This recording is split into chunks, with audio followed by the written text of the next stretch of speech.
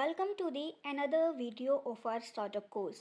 देखिए, इंडिया में एक नया स्टार्टअप या बिजनेस स्टार्ट करना जितना इजी लगता है उतना है नहीं, क्योंकि बहुत सारी लीगल फॉर्मेलिटीज़ आपके स्टार्टअप या बिजनेस को स्टार्ट करने के लिए लगती हैं। So today in this video मैं आपको बताऊंगी वो सारी लीगल एस्पेक्ट्स जो पता होना चाहिए आपको before starting a startup in India. So if you are an aspiring entrepreneur तो ये वीडियो आपके लिए बहुत ही ज़्यादा हेल्पफुल होने वाली है, बिकॉज लीगल रिक्वायरमेंट्स की अंडरस्टैंडिंग होना आपके लिए, आपके स्टार्टअप के सक्सेस के लिए बहुत ही ज़्यादा क्रूशियल है। तो चलिए सीखते हैं। आपका जो फर्स्ट स्टेप है एक स्टार्टअप को स्टार्ट करने के लिए, that is to choose a right business structure.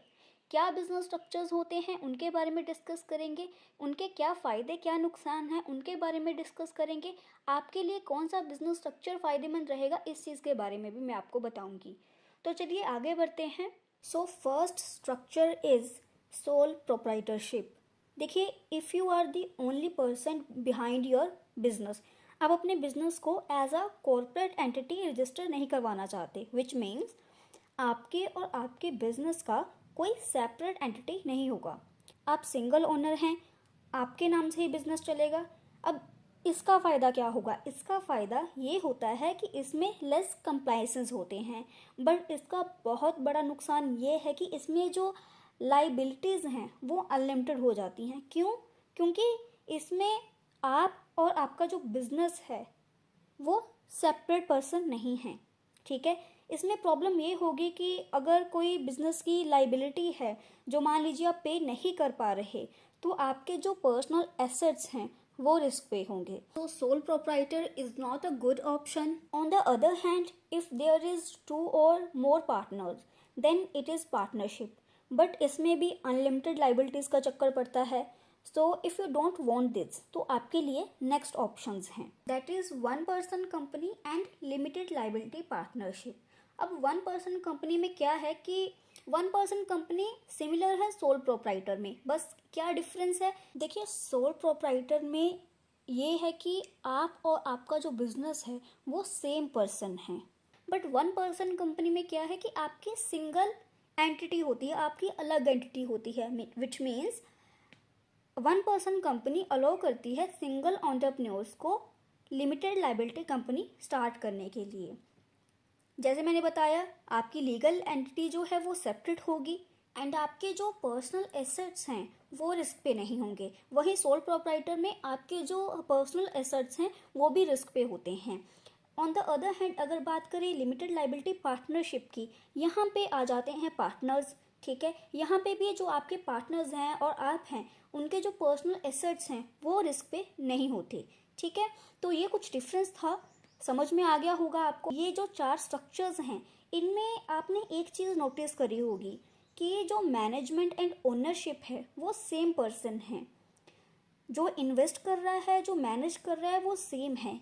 So what if you are new startup और आप ऐसे स्टार्टअप हैं जो आगे जाकर आप इन्वेस्टर से पैसा लेना चाहते हैं, अपने बिजनेस को बड़ा करना चाहते हैं, अपने स्टार्टअप को बड़ा करना चाहते हैं, मतलब आप अपने स्टार्टअप में फंडिंग लेना चाहते हैं इन फ्यूचर, तो आपके लिए बेस्ट ऑप्शन है प्राइवेट लिमिटेड कंपनी। क्योंकि जो वेंचर कैपिटलिस्ट होते हैं या फिर जो अदर इन्वेस्टर्स होते हैं, जब आप उनके पास जाते हैं फंडिंग के लिए, तो वो प्राइवेट लिमिटेड कंपनी को प्रेफरेंस ज़्यादा देते हैं। एंड ये तो बहुत ही ऑब्वियस सी बात है कि अभी आपने अगर स्टार्टअप शुरू करना है तो उसको बड़ा करना है, तो बड़ा करने के लिए फंडिंग तो चाहिए ही चाहिए। ठीक है, तो private limited company is the best option for your startup. अब आपको इन स्ट्रक्चर्स के बारे में समझ आ गया होगा। अब आपको चूज़ करना है आपके लिए कौन सा बिजनेस स्ट्रक्चर फ़ायदेमंद रहेगा। जब आपने अपना बिजनेस स्ट्रक्चर डिसाइड कर लिया, देन आपको अपनी कंपनी को रजिस्टर करवाना है with the registrar of companies under the companies act 2013। तो रजिस्ट्रेशंस के लिए बहुत सारे डॉक्यूमेंट्स की रिक्वायरमेंट होती है। तो क्या डॉक्यूमेंट्स हैं, किन डॉक्यूमेंट्स की रिक्वायरमेंट्स होती हैं, उन चीज़ों के बारे में जान लेते हैं। देखिए, ये डॉक्यूमेंट्स हो गए जैसे digital signature certificate, DIN, director identification number, registration on the MCA portal, certificate of incorporation. In documents के साथ साथ you'll also need documents that officially represent your company's office address, PAN number, GST registration, ROC registrations, Provident Fund registration, ESIC registrations. And startup start करने से पहले कुछ और important documents की requirement होती है, जैसे बायलॉज. अब ये बायलॉज क्या है? Bylaws act as a set of rules. ये मेक श्योर करता है कि हर स्टार्टअप सही ढंग से काम करे. दूसरी चीज़, memorandum of understanding and AOA, that is articles of association. Memorandum of understanding क्या है? इसमें सारी फॉर्मल कॉन्वर्सेशन होती है जो आपने अपने suppliers, potential partners and business में इन्वॉल्व जो बाकी लोग हैं उनके साथ जो भी आपने बातें करी हुई हैं, जो भी फॉर्मल कॉन्वर्सेशन है, वो सारी इसमें इंक्लूड होती है. अच्छा, इन डॉक्यूमेंट्स के साथ साथ आपको लीगल लाइसेंस एंड रजिस्ट्रेशंस के बारे में भी पता होना बहुत ज़रूरी है. सबसे पहले आपको क्या लीगल फॉर्मेलिटीज़ चाहिए? फर्स्ट नंबर पे that is to create a founders agreement. आपको फाउंडर्स एग्रीमेंट बनाना है.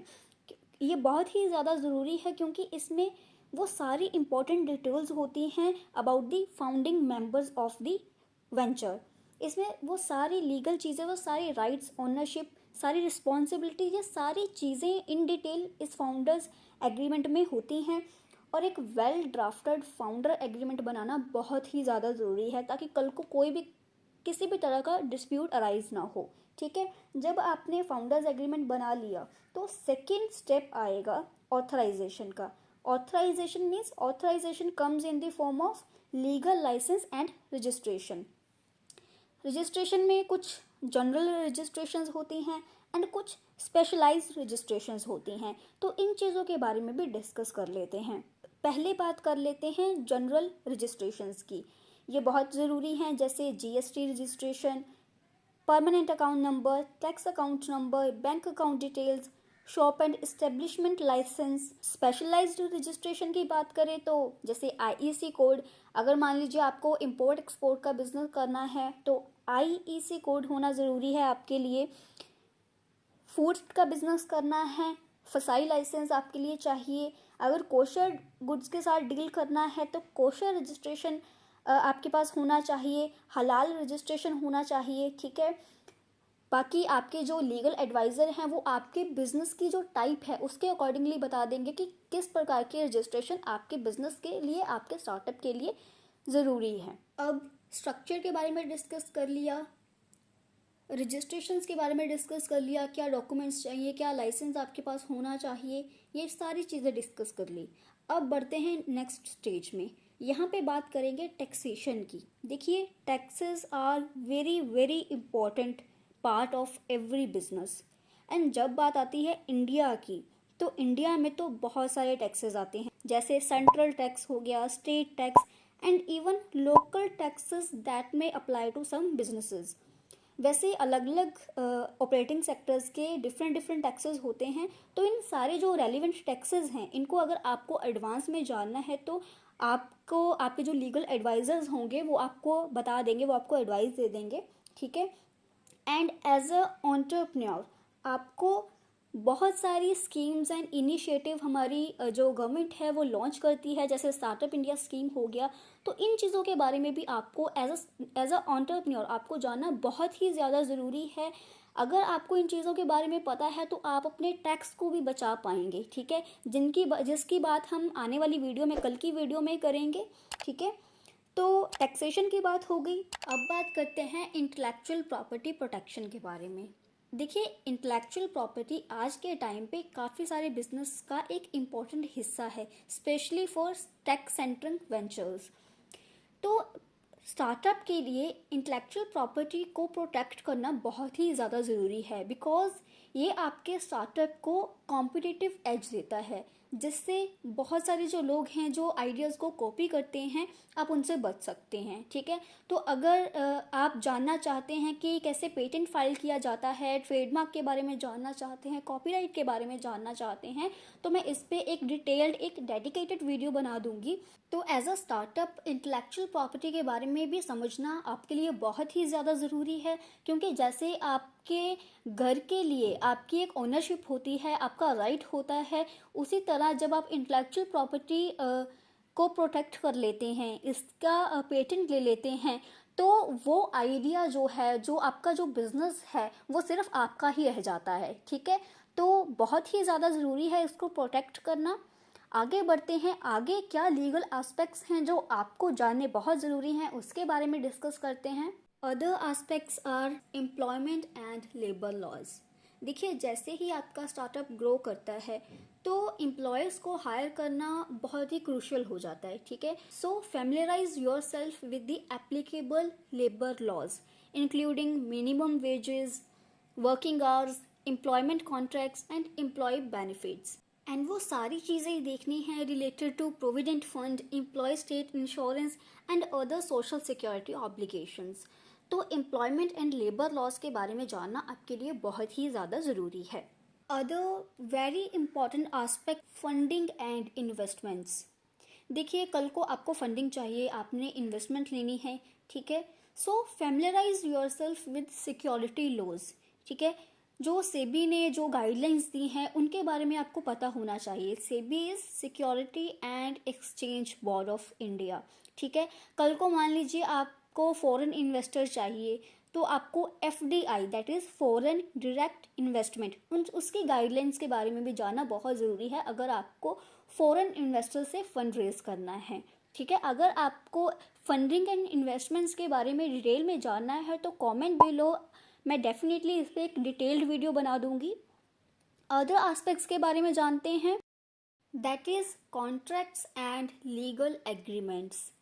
एज अ स्टार्टअप आपको बहुत सारे लीगल एग्रीमेंट्स प्रिपेयर करने पड़ते हैं, जैसे terms of service, privacy policies, non disclosure agreements, employment contracts, vendor agreements. ठीक है, तो ये सारे जो एग्रीमेंट्स हैं इनको भी आपको प्रिपेयर करना है, इनके बारे में भी आपको डिटेल में जानना है, क्योंकि इससे आपके क्लाइंट के या आपके इन्वेस्टर्स के, आप दोनों पार्टीज के जो राइट्स होते हैं, जो प्राइवेसी होती है, वो प्रोटेक्ट रहती है। ठीक है, तो इन लीगल एग्रीमेंट्स एंड कॉन्ट्रैक्ट्स के बारे में जानना आपके लिए as a startup, as a entrepreneur बहुत ही ज़्यादा ज़रूरी है।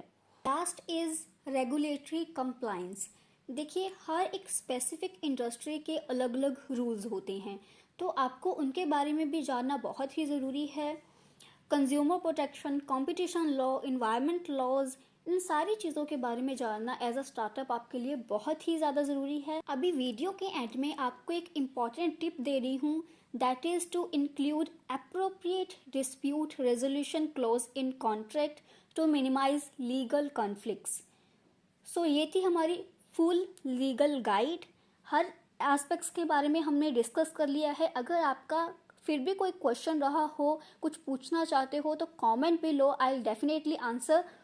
बाकी मिलती हूँ आपको अगली वीडियो में। टिल देन चैनल को ज़रूर सब्सक्राइब करिए, और अगर वीडियो अच्छा लगा हो, थोड़ा सा भी हेल्पफुल रहा हो, तो ज़रूर लाइक करिएगा। Thank you so much.